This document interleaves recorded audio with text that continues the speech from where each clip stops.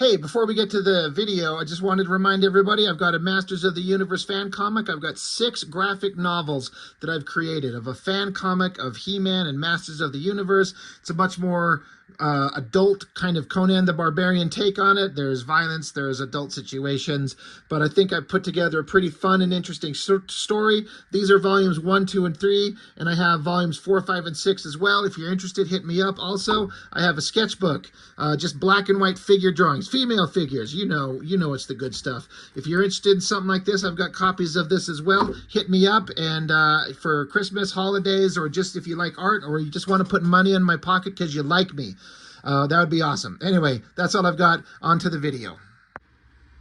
Youngblood Strikefile number 4, right? I think it's Strikefile. You can't tell because he decided to put the fucking fist over the text boxes. I don't think I've looked at this book yet. And if I have, then I'm doing it a second time, and I'm just not remembering looking at it. I just digging through my stuff, and I found this one. I'm like, well, let's see what's in this. Creator story, Liefeld, of course. Pencil, Jeff Matsuda, inks by Danny Miki. This has got to be some of their earliest stuff, if not the first thing they've done. Because this is October of '93. So, I mean, Image Comics was just getting started and getting going. Again, I would not be surprised if this is Jeff Matsuda's first work. And if it's not his first work, it's got to be amongst his very first. I did a flip through this before I started recording. And, there's nothing story-wise interesting to give a shit about. It's just boring, cliche shit. It's kind of all about the artist, and is he going to be a future superstar badass artist? And yes, he becomes a badass artist. He doesn't exactly reach superstar status because I believe he got out of comics to go do probably storyboarding or animations, things like that. But he got really good. Jeff Matsuda did really good. But this early version of his work, you can certainly see the skill and ability like you do see in a lot of these early artists. But a lot of it is like, it's rough to start. So it's interesting to look at. It's not particularly great. In fact, it's far from great, but it's interesting. I don't know why we need to see these hyper mega veins in Shaft's arm. That's a little weird. And Shaft's face here, kind of the chin area connecting to his neck, it's a little weird. I bet Matsuda would look at this and he probably cringes like most artists do. When you see your first stuff, you're like, ugh, barf. What the hell was I thinking? But at the time, you just do the best you can, right? Jesus Christ, I gotta flip it over. And over to kill. I swear this fucking boring dumbass character just keeps showing up in these books. He's not interesting. But because he's like in Spawn, I think everyone thinks he's supposed to be interesting. But he just sucks. He's just a big, mindless, stupid, soulless monster robot thing. He's not cool at all, and he never was. He's not even that visually interesting. He's just boring. But they captured him. Scientist guy's there. Youngblood. Matsuda does some, interesting stuff. He draws a lot of detail. It's kind of a good shot of the face. I seem to remember, if I remember correctly, that Liefeld said that Matsuda was a fast artist, that he would draw quickly. Correct me in the comments if I've got that wrong. But I seem to remember that being the case. And, some of these shots are kind of like they work. You can see the talent there. This is kind of a good shot. It's kind of the standard Liefeld thing with like a screamy, angry face. But Matsuda had a lot more raw talent than Liefeld ever did. Boy, the last thing in the world I'm interested in seeing is fucking Spawn villains. I think this is supposed to be Tony Twist. Not interesting. Never was. Big fat slobs. And, Matsuda's trying to do some interesting stuff with the visuals, with his little fat folds and stuff. But this shit is boring because it's from Spawn. So you combine boring Spawn characters with boring Youngblood characters, and the best you can hope for, like the coloring's pretty good. Is this Kiko? No. Kurt, Steve, Olaf, and Oli Optics. I like the coloring. There's some neat stuff going on. Like the coloring's there. Then the drawings are fine.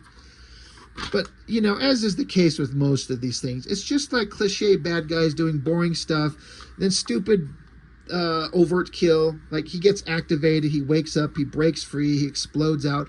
And so Matsuda's taken the opportunity to draw some cool shit. This is kind of a cool shot over here. And that's as cool as overt kill could ever possibly look. It's not great, but it's, you know, it's fine.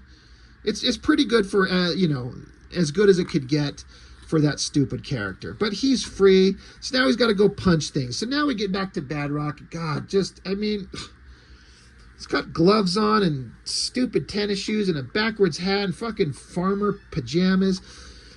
I like some of the stuff that has been added in the details in the background. You got Ren and Stimpy. You got a little plushie of Blood Wolf, and then there's a little doll of Badrock himself. And then there's some books. Let's see if I can read them. Trial by Fire. I can't. Ron. I don't know. Weller, Collected Works of P. You know, obviously that is Matsuda putting in some interesting stuff that's, you know, relevant to him. I'm not sure what some of those things are, but Badrock. Everyone thinks he's this amazing character, and I guess he has the potential. But boy, this is just like a goofy version. I don't blame Matsuda for it, but he looks kind of dumb. But at least he kind of has the vibe of a kid, because he's supposed to be a kid, but it very rarely ever comes across that way. He's kind of goofy looking, and that's kind of a goofy pose, but, you know, hold on, Shaft. Badrock's on his way. Meanwhile, overt kill's here, and a bunch of soldiers are firing at him, not doing anything. Overt kills just kills them, I guess. Leaves their bodies in a silhouette. Door opens, and overt kill's like, aw, cripes. That's some good writing. Who do we see? Shaft and Die Hard. Hell yeah, I guess. It's kind of a bad composition with, like, Die Hard look like he's just standing on Shaft's shoulders. It'd be hilarious if that's actually what they were intending to do, but he's just supposed to be floating back there. So overt kill. He's like, all right, whatever, let's fight. So eye blast, I guess, on the ground. Die Hard comes up and gives a good old solid punch to the face, and then overt kill responds with a double reverse axe hammer uppercut punch. That's a good reverse angle shot of getting an, you know, impact hit. There's some Liefeld type energy going on here. That's where Liefeld excels. In fact, I was wondering if Liefeld did layouts for some of this stuff. He doesn't say anything, but I wouldn't be surprised. This has got kind of his energy there.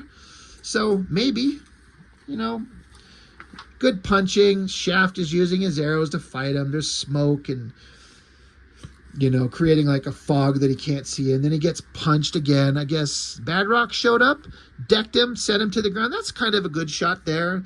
Holy shit, did Badrock just suddenly grow a few sizes? Holy shit, is he huge.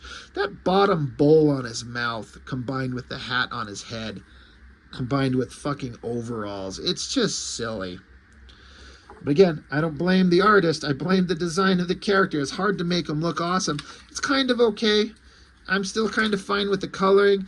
I get, this feels like a Liefeld layout. I feel like he probably did some, like, sketching layouts. It doesn't say it, but I would believe that through and through. And if not, if Matsuda come up with this on his own, props to him. I do have to say, they did something interesting here that I don't remember ever seeing. So often you do this kind of chunky border to give the panel emphasis on the energy and the power of the moment. I've never seen anybody that I recall where the actual border of the panel itself is being exploded and burst open from the power of the punch and the guy falling through it. See how the panel kind of breaks away there and there? That's kind of weird and kind of interesting. Now that I see it, I don't know that I've ever seen that before. It's kind of interesting. All the weird line work going on, like you're trying to have some kind of anatomy in this giant weird rock body Badrock thing, and all these lines that just kind of don't mean anything and weird shapes. I don't know. It looks kind of okay, but it also looks kind of weird. But more punching. These definitely feel like Liefeld layouts. Keep punching, because that's, you know, that's what these books are. It's nothing but punching. Solid uppercuts. This shot's kind of a good evil shot, and I like the lighting on it, the energy building up in his hands. He zaps Badrock.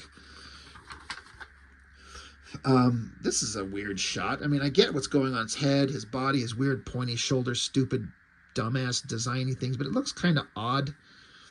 Oh, Shaft with a kind of weird psychotic look on his face and his hand coming forward with some arrows.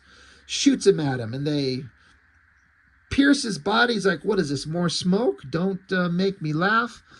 But I guess the arrows like start melting his body, and so his arms start falling off. Like, what the heck is he doing now? So, yeah, his body's falling to pieces. So everyone's just kind of standing there looking. But then they're like, what's going on now? Yeah, there's all these clickety-clackety sound effects with his head.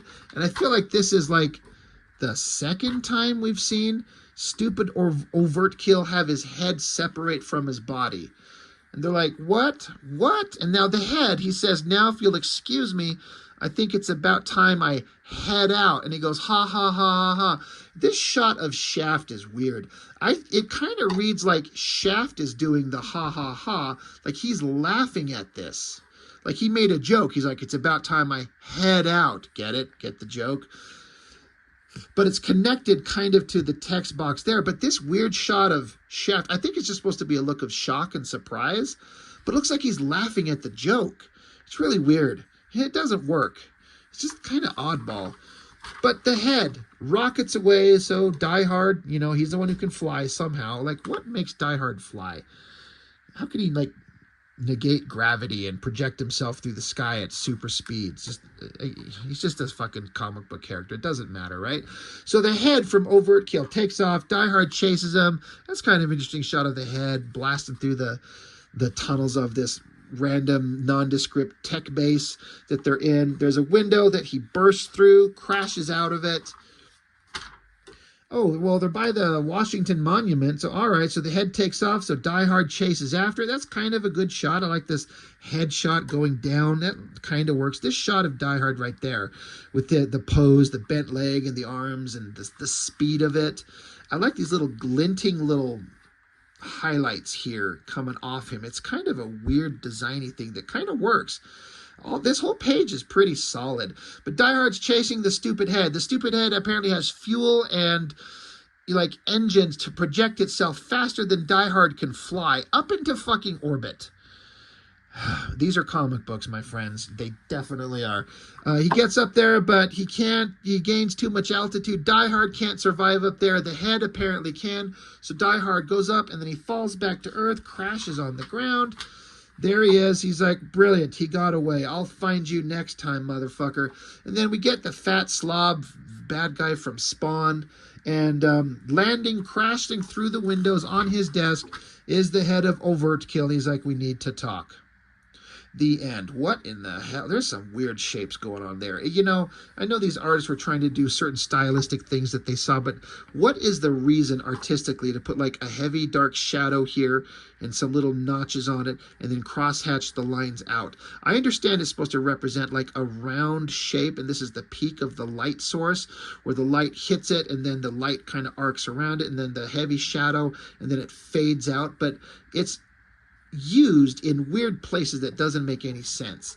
But that's a young artist to you who sees line work being done by other artists and wants to put lines on things because it's fun, but they don't know what the fuck they're doing. That is a really weird shot. That is odd looking. But all in all, you know, that's it. There's not much to this book, but, you know, it's an early Youngblood book. None of these books have anything going on. There's no brains, you know, attached to this garbage at all.